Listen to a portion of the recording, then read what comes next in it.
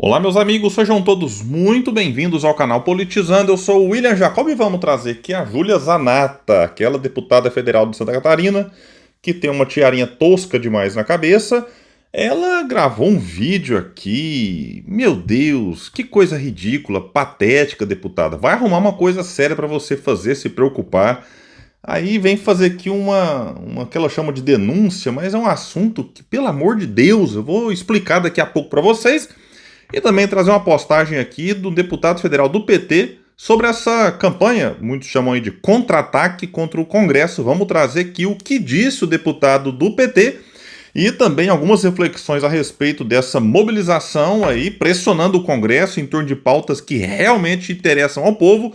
Vamos explicar, só que antes quero pedir a sua ajuda. Chegou no canal, viu que não está inscrito, se puder se inscreva, ativa aí o sininho das notificações. Gostou do vídeo? Joinha pra cima, não gostou? Joinha pra baixo, comenta, compartilha, espalha. Vamos trazer mais pessoas pra cá, porque aqui nós lutamos por um Brasil melhor. Pessoal, a Júlia Zanatta é essa cidadã aqui. Vejam só o videozinho que ela fez, ou como é que já tá aqui. Olha só o drama que ela faz. Aí tá aqui, né, a tiara, não vou nem comentar mais. Hackers desviam 1 bilhão do Banco Central. Aí coloca lá a imagenzinha aqui para chamar atenção, fazer aquele sensacionalismo. Ok, né, ninguém que concorda com o desvio de 1 bilhão que os hackers fizeram no Banco Central. Ninguém aqui vai falar, não, mas é assim mesmo. Não, tá errado mesmo, tem que ser investigado e ver o que pode ser feito para evitar novas invasões e, se possível, que eu acho difícil, encontrar os bandidos criminosos, canalhas que fizeram isso. Mas vamos focar aqui agora no vídeo dela para vocês verem como é que a pessoa vai distorcendo e tal. Eu vou ter que fazer uma pausa um pouco mais adiante, porque ela vai colocar um vídeo de um influencer aí, que tem um fundinho musical, que aí pode ser que derrube o nosso vídeo. Então eu vou fazer uma pausa proposital aqui daqui a pouco, quando entrar o vídeo desse outro cidadão.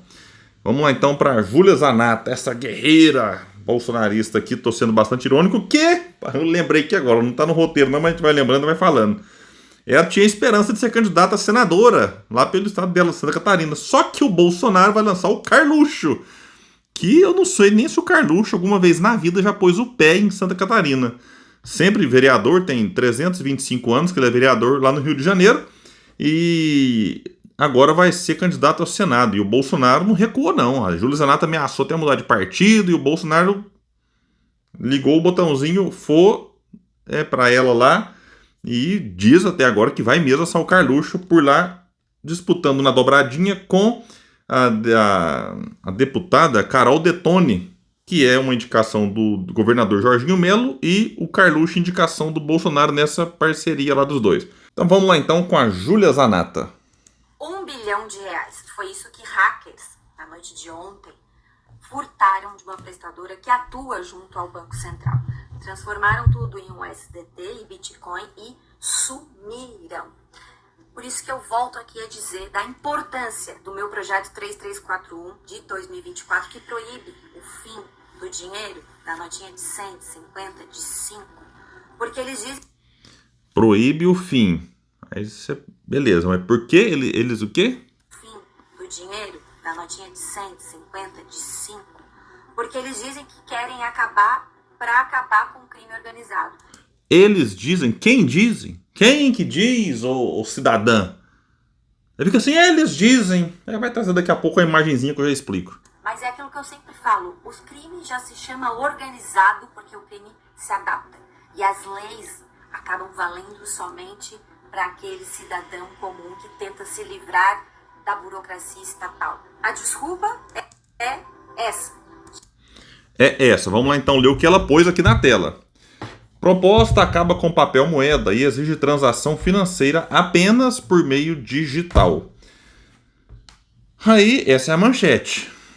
Embaixo. A produção, a circulação e o uso de notas com valor superior a R$50 ficarão proibidos até 1 ano após a aprovação da futura lei. Abaixo desse valor, 5 anos, o que indicaria uma transição no fim do papel moeda.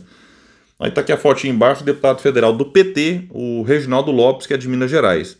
Sabe de quando que é essa matéria, essa manchete que ela colocou aqui? Não, que eu tô achando não. Tá aqui na telinha dela, não vai dar para vocês verem aí. Vamos tentar aproximar. 27 de agosto de 2020. Aí a Júlia Zanata faz um vídeo todo sensacionalista, pressionando pela aprovação de um projeto dela que proíbe o fim do papel moeda, sendo que essa proposta que é preciso discutir, eu nem sou a favor nem contra, assim, de imediato. Vamos imaginar que daqui a alguns anos, de fato, não vai existir mais papel moeda, como o cheque praticamente é uma coisa que muitos nem usam mais. Cartão de crédito, aos poucos vai virando tudo coisa no relógio, no celular. Então as coisas vão mudando com o tempo. Não dá para imaginar que daqui 100, 200 anos teremos dinheiro de papel. Então essa é outra questão. Mas, Júlia, você está criando um problema que não existe. Tanto é que se você tivesse uma matéria recente, certamente você a usaria. Você, Júlia Zanata, teve que recorrer a algo de 2020 para dizer que eles querem acabar, tentando fazer um terrorismo aqui, como se a dita esquerda fosse a favor do... Né, dando a entender de que do crime organizado, que a ligação que ela vai fazendo aqui pode passar essa ideia. De que vai impedir o crime de acontecer, ou talvez dificultar. E agora eu deixo aqui essa reflexão, porque isso tem tudo a ver com o nosso debate sobre o Drex. Não, eu não vou deixar a reflexão, como eu disse, é um youtuberzinho aqui, e não quero que ele derrube o meu canal, e a musiquinha que está de fundo ali também pode nos prejudicar de alguma forma. Então, é isso. Fica aqui a Júlia Zanata, deve ter maiores preocupações, inclusive se ela vai ser candidata a deputada de novo, ou se ela vai disputar o Senado contra o Carluxo lá no seu estado, mesmo ela sendo a puxa-saco de mão cheia do Bolsonaro, o Bolsonaro não quis apoiá-la lá em Santa Catarina.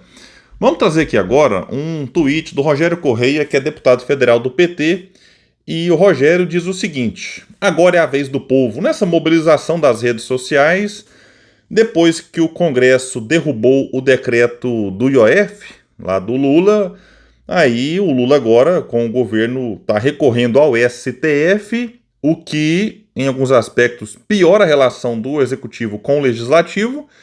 E nas redes sociais a gente percebeu uma movimentação muito grande das pessoas passando a criticar duramente aí o Congresso. E cá entre nós, o Congresso faz por merecer críticas mesmo. Não vamos esperar aqui de mim que eu saia em defesa do Congresso. Pobres coitados dos deputados e senadores não podem ser criticados. Podem e devem. Político, independente de qual partido, de qual ideologia, de qual lado, tem que ser cobrado.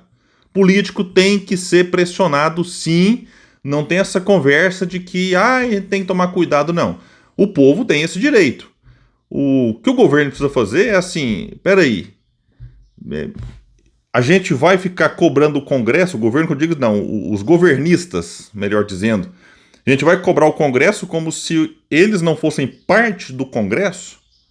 O Rogério Correia, deputado federal. Vamos lá então aqui ver o que ele disse. Agora é a vez do povo. Vamos pressionar o Congresso. Isenção, aí ele vai elencando as pautas. E eu já adianto, eu sou a favor de todas que ele está querendo aqui. Isenção de imposto de renda até R$5.000. Tamo junto, sou a favor. Diminuição da mamata da renúncia fiscal para os ricos. Tamo junto, sou a favor também. Fim da jornada 6x1. Tamo junto.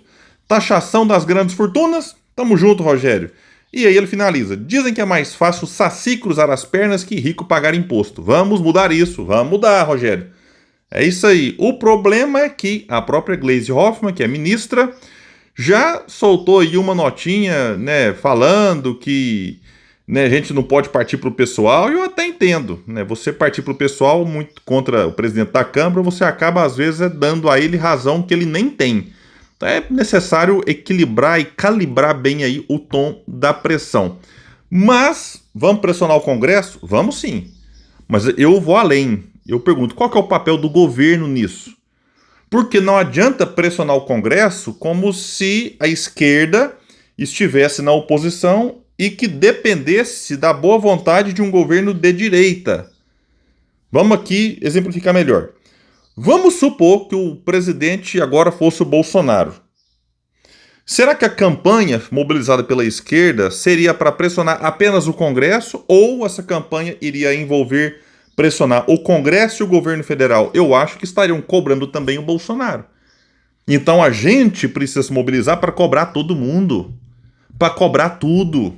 Porque o governo federal, seja ele o Lula, o Bolsonaro, o próximo que entrar, se for o Lula continuar, se for alguém indicado pelo Bolsonaro, se for o Ciro, o Padre Kelmon, o governo federal tem ferramentas para também articular e ele também pressionar o Congresso de acordo com as pautas de interesse do povo e do próprio governo. Então, fica a dúvida, porque quando você vê essa movimentação aqui apenas da boca para fora, de rede social, notinha daqui, notinha dali, manifestação, mas sem uma mobilização do governo, passa a sensação para a sociedade que isso aqui é só uma ação para simular um enfrentamento, para simular um combate contra o Congresso e jogar para o Congresso toda a culpa pela falta, muitas vezes, de ação do próprio governo em mudar essa estrutura perversa que vem se arrastando ao longo das últimas décadas. Essa estrutura de agora, pessoal, vamos pensar assim, forma estrutural, ela não foi modificada, né? Ah, não, mas peraí, você teve ali uma reforma da Previdência que ajudou o povo. Não, você teve o contrário, uma reforma da Previdência que piorou. Então essa estrutura dos últimos 30 anos, ela vem sendo piorada de lá para cá. Então, por exemplo, quando a gente fala assim, William, mas o governo não pode. Pode, gente, pode. Se o governo não pode nada, né, então não adianta vir com a conversa, como teve em 2022, de que só o Lula poderia governar, porque o Lula é um animal político, porque o Lula é um habilidoso, e é mesmo. O Lula é extremamente habilidoso nessa questão do diálogo, da construção. Né? Muitos criticam que o Lula não está dialogando tanto quanto dialogava antes, e até muitos culpam a Janja por isso. Mas aí é uma outra história, não quero entrar nesses detalhes, não quero acusar daquilo que de fato não posso provar, apenas aquilo que é divulgado aí, de que a Janja atrapalha essa questão da agenda do Lula com os congressistas. E se isso for verdade, é muito ruim para o próprio Lula. Vamos pegar aqui um exemplo de como é que o governo pode entrar de cabeça assim, bater de frente e articular. Quando foi para aprovar o arcabouço fiscal, foi noticiado pela mídia aí uma ampla negociação, liberando emendas, cargos, etc. Então, assim, o governo entrou em ação quando quis aprovar algo. E, nesse caso, algo ruim para o próprio governo. Está vendo agora? E as amarras que esse arcabouço fiscal cria. O que é um tiro no pé do governo. E eu falei disso lá atrás e critiquei lá na data. Eu não esperei passar 2 anos para criticar. Agora, por que o governo não pode entrar, então, em ação com emendas e cargos, se for o caso, para aprovar isso que o Rogério propõe, que eu vou repetir? Isenção de imposto de renda até R$5.000, diminuição da mamata da renúncia fiscal para os ricos, fim da jornada 6x1 e taxação das grandes fortunas. Então é isso. A gente só espera que, assim, vamos pressionar, vamos, não estou aqui deslegitimando essa mobilização. Pelo contrário, eu acho que isso precisa acontecer mesmo.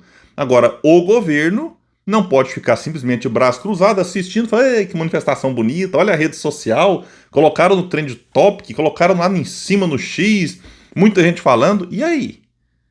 Não, o governo agora é um governo que foi eleito para fazer mudanças em prol do povo. E é isso que se espere, não simplesmente que a gente fique agora jogando a culpa no Congresso, e quando o Congresso é o malvadão da história, ou dizem que é o malvadão, aí você recorre ao STF e fica nessa briga aqui do governo como se nada pudesse fazer, quando na verdade pode, e já mostrou que fez quando teve interesse ali em aprovar, por exemplo, o arcabouço fiscal.